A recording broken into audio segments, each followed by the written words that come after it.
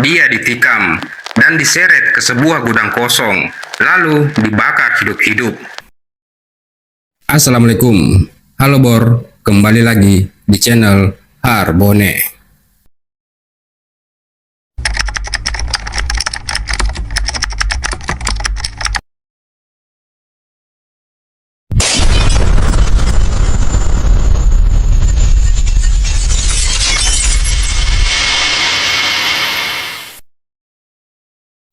Di channel ini, saya akan menemani waktu santai kalian dengan membahas berbagai kisah dan cerita yang pernah terjadi atau bahkan pernah kalian alami. Tapi sebelum lanjut, seperti biasa, jangan lupa untuk subscribe channel ini, like videonya, aktifkan tombol notifikasinya, dan tuliskan komentar kalian. Serta jangan lupa untuk bagikan video ini. Tanpa berlama-lama lagi, mari kita buka arsipnya. Let's see.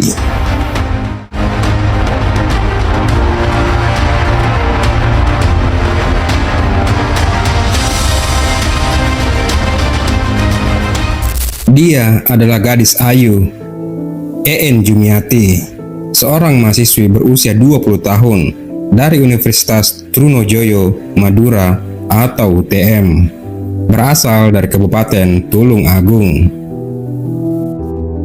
Dia dikenal sebagai pribadi yang ceria dan penuh semangat. EN bukanlah perempuan sembarangan. Dia anak sulung yang berjuang menuntut ilmu hingga rela jauh dari kampung halamannya di Tulung Agung. Di balik wajah teduhnya tersimpan semangat juang yang luar biasa. Namun, takdirnya terhenti saat ditemukan di sebuah gudang kosong bekas pemotongan kayu di Desa Banjar, Kecamatan Galis, Kabupaten Bangkalan, dengan tubuh yang hangus terbakar bersama janin dalam perutnya yang berusia 2 bulan yang tak sempat melihat dunia. Pada hari Minggu malam, tanggal 1 Desember tahun 2024, sekitar pukul 8 malam. EN mengandung dari hasil hubungan dengan kekasihnya yang bernama Muhammad Maulidi Al-Ishaq, seorang mantan mahasiswa Tarbiyah STIT Al-Ibrahimi, yang juga menjadi pelaku pembunuhan sadis EN Jumiati. Lantas, apa motif pelaku dan bagaimana kronologi kejadian hingga pelaku begitu tega membunuh dan membakar 2 nyawa sekaligus tanpa ampun? Mari kita dengarkan kisahnya.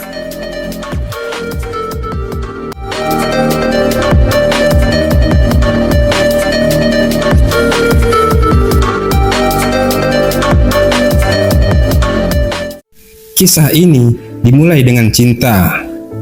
Cinta yang dia percayai, cinta yang dia yakini tulus, cinta yang dia harapkan membawa kebahagiaan, dan cinta yang dia pastikan memberi kedamaian bersama sang kekasih Muhammad Maulidi Al-Ishaq. Namun, cinta bisa berubah menjadi bencana saat dibungkus dengan rasa ego, ketakutan, dan kehormatan yang palsu. Muhammad Maulidi bukan hanya sekedar kekasih, tapi dia adalah ayah dari anak yang ada dalam kandungan EN Jumiati. Pada awal bulan Desember tahun 2024, EN tidak menyangka nyawanya harus berakhir dengan tragis. Di tengah malam yang sunyi, di sebuah sudut sepi di Kabupaten Bangkalan, Pulau Madura, teriakan tak terdengar menembus gelap. Suara seorang perempuan milik EN Jumiati, seorang mahasiswi muda, penuh harapan, penuh cinta, namun diselimuti dengan luka. Malam itu, EN dan kekasihnya Muhammad Maulidi pergi berdua. Mereka hendak mencari tukang pijat untuk menggugurkan kandungan. Awalnya EN setuju, tapi di tengah perjalanan terjadi percekcokan hebat. EN berubah pikiran. Dia menolak. Dia ingin bertanggung jawab, ingin melawan. Dia bahkan mengancam akan melaporkan Muhammad Maulidi ke pihak kampus. Akan tetapi, Ancaman itu adalah kalimat terakhir yang dia ucapkan. Mendengar kata-kata itu, emosi dan amarah Maulidi langsung memuncak. Tanpa dia duga, sang kekasih yang dia cintai mengeluarkan senjata tajam yang telah disiapkan, serta tanpa ampun langsung menikam leher EN berkali-kali. Darah mengucur, tubuh EN meronta, namun tak berdaya. Tak berhenti sampai di situ, Maulidi lalu menyeret tubuh EN yang mulai lemas ke sebuah gudang kosong. Di sana, dia membakar tubuh perempuan yang masih bernyawa itu bersama anak yang belum lahir. Sangat biadab, sangat keji. Manusia macam apa yang tega membakar dua nyawa tak berdosa? Lalu, pada keesokan harinya, Senin tanggal 2 Desember tahun 2024, pihak kepolisian dari personil gabungan Satreskrim Polres Bangkalan dan Unit Reskrim Polsek Galis menangkap Muhammad Maulidi Al-Ishaq di rumahnya di Desa Lantek Timur, Kecamatan Galis. Di hadapan tim penyidik, dia tak bisa mengelak. Dia mengakuinya, dan alasannya karena dia takut ketahuan, takut keluarganya malu karena EN telah hamil karena perbuatannya sendiri. Takut, malu, sampai rela membunuh. EN Jumiati bukan hanya korban cinta yang salah. Dia korban dari budaya diam. Korban dari sistem sosial yang menghakimi perempuan hamil di luar nikah, tapi membiarkan laki-laki bersembunyi di balik kata kehormatan. Korban dari ketakutan yang dijadikan pembenaran kekejaman.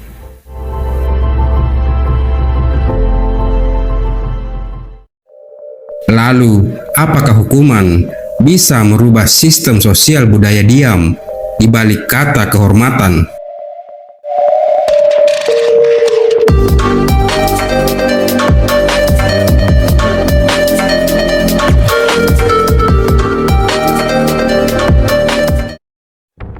Sementara itu, rekonstruksi kasus dilakukan pada hari Selasa, tanggal 17 Desember tahun 2024. Dengan 34 adegan diperagakan oleh pelaku.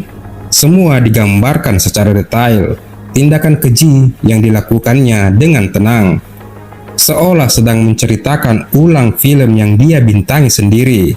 Tidak ada air mata, tidak ada rasa sesal yang terlihat. Kasus pembunuhan tragis EN Jumiati akhirnya mencapai babak akhir. Pada sidang putusan yang digelar di Pengadilan Negeri Bangkalan, Madura, Jawa Timur, pada hari Kamis, tanggal 22 Mei tahun 2025, Majelis Hakim menyatakan bahwa terdakwa Muhammad Maulidi Al-Ishaq terbukti secara sah dan meyakinkan bersalah telah melakukan tindak pidana pembunuhan berencana sesuai dengan pasal 340 KUHP dengan vonis hukuman mati.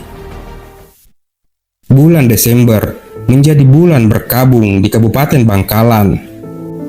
Di kampus EN Jumiati, Universitas Trunojoyo, Madura, duka mengalir di antara doa dan air mata. Di rumah, ibunya memeluk baju terakhir yang dia cuci.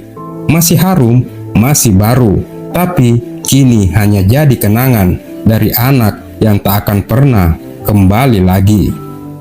Masyarakat marah, para aktivis berteriak, pembinaan kader di tingkat Badan Koordinasi Himpunan Mahasiswa Islam atau PA-BADKO HMI Jawa Timur menyebutnya simbol degradasi moral. Tapi, apakah cukup hanya berteriak?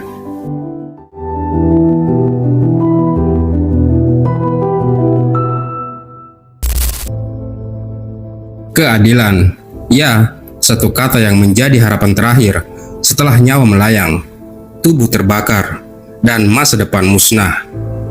Nama EN Jumiati kini menjadi simbol betapa hukum dan nurani manusia diuji dalam tragedi yang memilukan. EN adalah seorang mahasiswi, seorang perempuan muda yang tengah mengandung buah cinta dari hubungannya dengan sang kekasih Muhammad Maulidi al-Ishaq. EN seorang anak, seorang ibu, seorang korban. Dia bukan pelaku kriminal. Dia bukan pembangkang moral. Dia hanya perempuan yang salah mencintai laki-laki yang salah. Dan kesalahannya itu harus dibayar dengan nyawa. Pelaku ditangkap dan dijerat dengan vonis hukuman mati. Tapi, apakah keputusan itu akan membuat kita merasa puas? Keadilan adalah ketika kita berani jujur tentang betapa mudahnya perempuan menjadi korban. Keadilan di saat masyarakat tak lagi membiarkan kehormatan menutupi kejahatan. Kasus EN bukan sekedar pembunuhan.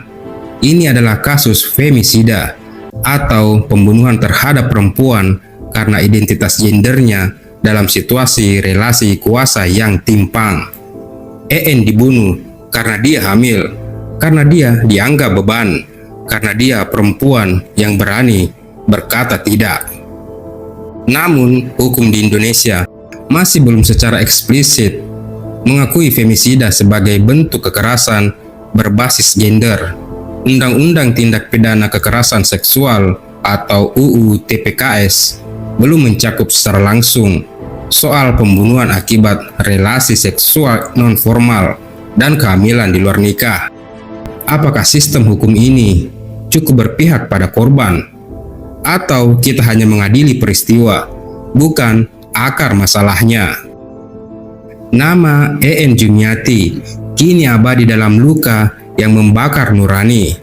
Kita tidak hanya kehilangan nyawa yang berharga, tapi kita juga telah menyaksikan betapa rapuhnya perlindungan hukum bagi mereka yang lemah. Tragedi ini bukan hanya milik keluarga korban, tapi juga cambuk bagi nurani kita bersama. Keadilan bukan hanya tentang menghukum pelaku, tapi juga tentang memulihkan martabat korban, tentang memberi pesan tegas bahwa setiap nyawa adalah suci, dan hukum ada untuk menjaga, bukan hanya untuk ketertiban, tapi juga untuk kemanusiaan. Semoga kepergian EN Jumiati tidak menjadi akhir dari sebuah cerita, tetapi awal dari kebangkitan kesadaran. Kita wajib bertanggung jawab menjaga agar hukum tak hanya menjadi tulisan di atas kertas, tetapi nyata dalam tindakan serta keberpihakan.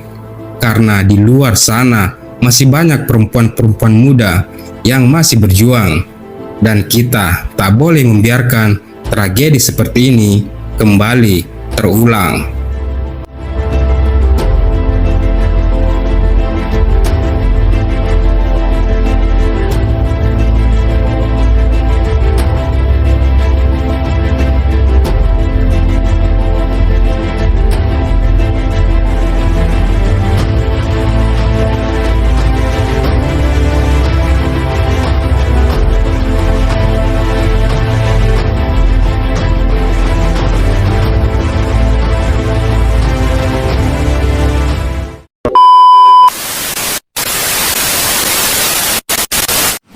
Itulah salah satu arsip yang telah kita bahas kali ini.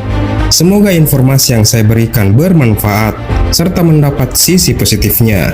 Tetap berhati-hati, tetap waspada, jaga diri kalian dan cermat dalam memilih.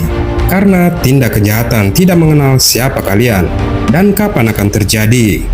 Terima kasih telah menonton video ini dan nantikan kisah-kisah nyata berikutnya di channel ini.